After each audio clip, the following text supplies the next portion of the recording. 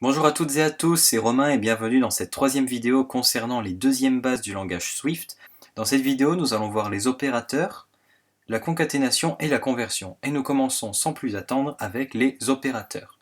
Donc en programmation, les opérateurs, ce sont les mêmes qu'en mathématiques, c'est-à-dire que l'on a l'addition avec l'opérateur plus, la soustraction avec l'opérateur moins, la multiplication avec l'opérateur étoile en programmation et la division avec le symbole slash. Avec ces opérateurs, on peut ainsi effectuer des calculs entre les variables avec des nombres décimaux et des nombres entiers. Donc nous utiliserons uniquement les types int, double, voire float. On ne va pas calculer des chaînes de caractères, ce qui est logique. On peut également définir un ordre de priorité entre les calculs en ajoutant des parenthèses. Donc vous savez que la multiplication est prioritaire par rapport à l'addition, et bien vous pouvez changer cela, vous pouvez encadrer une addition de parenthèses, ainsi cette opération s'effectuera en premier, puis elle sera suivie de la priorité générale, donc par exemple d'une multiplication s'il y en a une, le langage connaît les priorités de calcul, ne vous en faites pas. Avec tout cela, le résultat d'un calcul peut être affecté à une nouvelle variable et cette variable peut être réutilisée au cours du programme, voire même utilisée pour un nouveau calcul. Nous allons voir tout cela avec l'interface de Xcode. Donc reprenons à présent notre code, nous allons enlever ce que l'on a écrit dans la vidéo précédente, on n'en a plus besoin, et nous allons maintenant déclarer plusieurs calculs. Ces calculs, on les affectera à des variables qui seront des constantes car le calcul ne changera pas au cours du programme. Alors c'est parti, on commence par créer notre premier calcul, donc calcul 1 qui est une constante et qui va contenir quelque chose de classique comme 578 plus 369. Bon je sais c'est pas très classique, mais c'est pas mal pour commencer. Donc il s'agit là d'une addition qui est affectée au calcul 1 et en fait nous allons en faire 5. Donc vous pouvez copier-coller pour aller plus vite et nous allons tout simplement changer le nom des variables. Donc celui-là va être calcul 2, calcul 3, calcul 4 et calcul 5. Alors je sais que les noms ne sont pas très pertinents mais c'est juste à titre d'exemple. Donc par exemple ici on va faire une soustraction, 95 moins 50. Ensuite, on va faire une autre soustraction, mais cette fois-ci qui va nous amener dans les négatifs pour montrer que c'est bien possible d'aller dans les négatifs. Donc 95 moins 100, qui est donc censé nous donner un nombre négatif. Ici, on va faire une multiplication, comme 45 multiplié par 5. Et en bas, nous allons faire une division. Ça va être un cas intéressant, nous allons faire 10 divisé par 3. Maintenant, nous allons afficher le résultat de ces calculs. Alors les calculs sont déjà effectués et le résultat est contenu dans les constantes. Maintenant, il nous faut afficher ces constantes. Et pour cela, nous allons utiliser la fonction println, comme on a vu dans la vidéo précédente. Et nous allons afficher la valeur des constantes. Donc on va d'abord afficher calcul 1, mais ensuite on va devoir afficher tous les autres. Du coup, vous faites également un copier-coller pour aller plus vite, en changeant bien sûr le nom de la variable à chaque fois. Et une fois qu'on a fait ça, eh bien, on peut exécuter le programme. Donc j'exécute.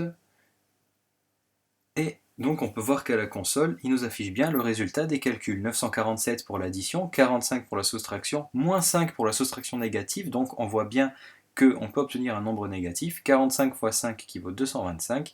Et 10 divisé par 3 qui vaut 3. Là où c'est intéressant, c'est que 10 divisé par 3, normalement, ça fait 3,33333. Alors pourquoi l'ordinateur nous a affiché 3?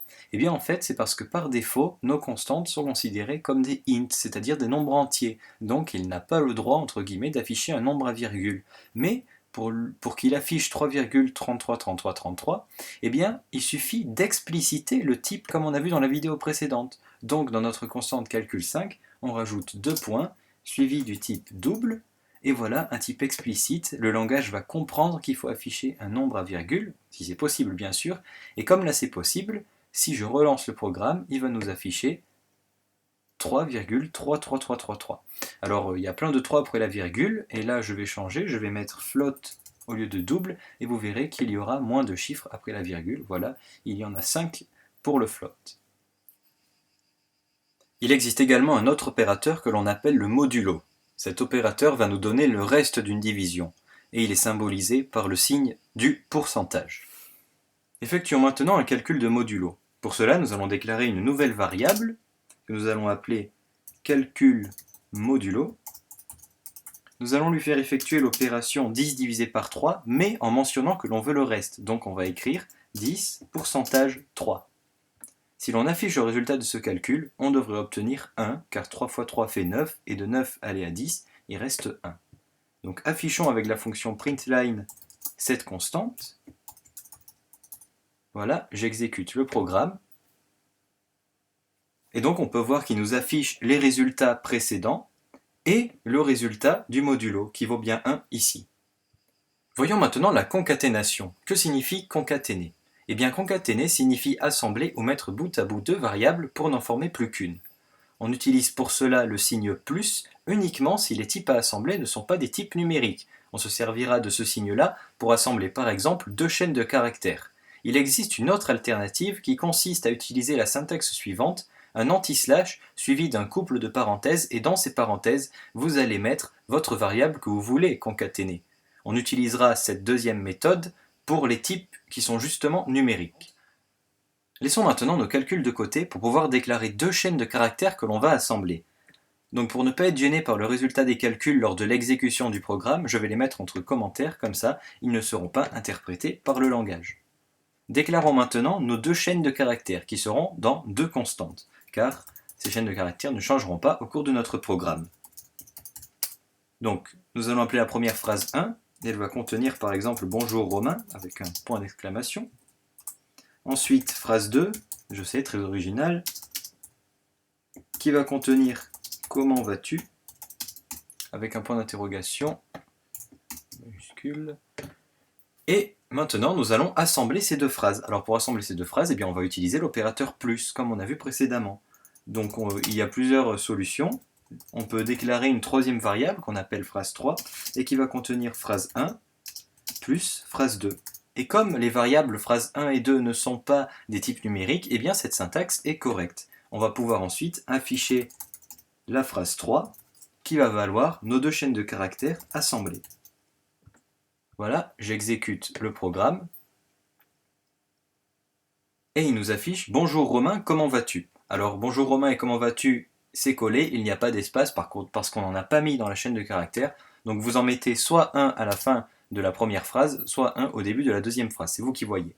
On aurait pu également faire plus court, c'est-à-dire qu'on aurait pu directement afficher phrase 1 plus phrase 2. On n'avait pas besoin de passer par une troisième variable.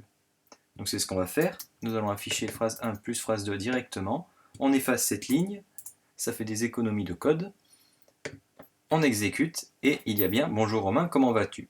Donc voilà comment concaténer deux variables pour n'en former plus qu'une seule avec l'opérateur plus si ce n'est pas des types numériques.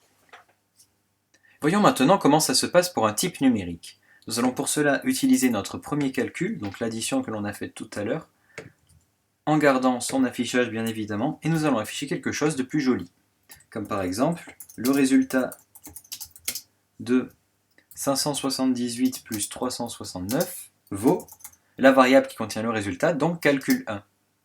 Alors, on peut se dire, on fait aussi avec l'opérateur plus pour concaténer les deux variables. Et bien en fait ça ne marche pas car comme je vous l'ai dit, il s'agit d'un type numérique et on ne peut pas concaténer un type numérique avec un type string, c'est-à-dire une chaîne de caractères. D'ailleurs, le point d'exclamation affiché à côté de la ligne montre justement que Xcode nous souligne cette erreur. Donc nous allons utiliser la syntaxe que l'on a vue, c'est-à-dire la deuxième solution. Donc pour cela, on va rester dans les guillemets et c'est au sein des guillemets que l'on va mettre l'anti-slash suivi du couple de parenthèses, et dans ces parenthèses, nous allons mettre le nom de la variable que l'on veut afficher. Donc ici, c'est calcul 1. Et voilà comment concaténer une chaîne de caractères et un nombre. Là, si j'exécute le programme, il va y avoir affiché « Bonjour Romain, comment vas-tu ?» suivi de le résultat de 578 plus 369 vaut 947. Passons maintenant à la conversion. Pour cette partie, nous allons nous intéresser à un exemple particulier, à savoir assembler deux nombres et non les calculer, toujours en utilisant l'opérateur plus. Eh bien, on va utiliser la même notation que l'on a vu précédemment, c'est-à-dire l'anti-slash avec le couple de parenthèses, en les encadrant de guillemets, sauf que cette fois-ci, on va pouvoir les lier avec un plus. Alors pourquoi ça marche? Eh bien parce que là, on lie deux chaînes de caractères. Vos nombres sont convertis en string grâce aux guillemets qui sont de part et d'autre de vos couples de parenthèses. Donc, si nombre 1 vaut 1 et nombre 2 vaut 2, alors le résultat sera 1 plus 2, c'est-à-dire 12, car on assemble le chiffre 1 et 2, et non 1 plus 2 égale 3.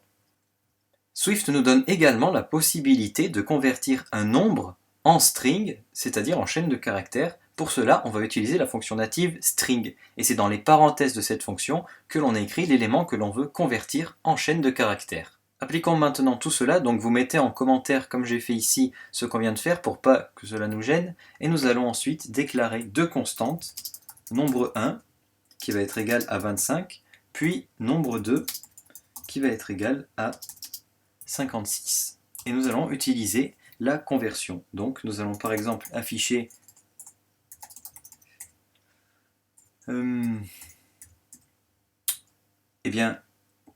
l'anti-slash, le couple de parenthèses qui va contenir nombre 1.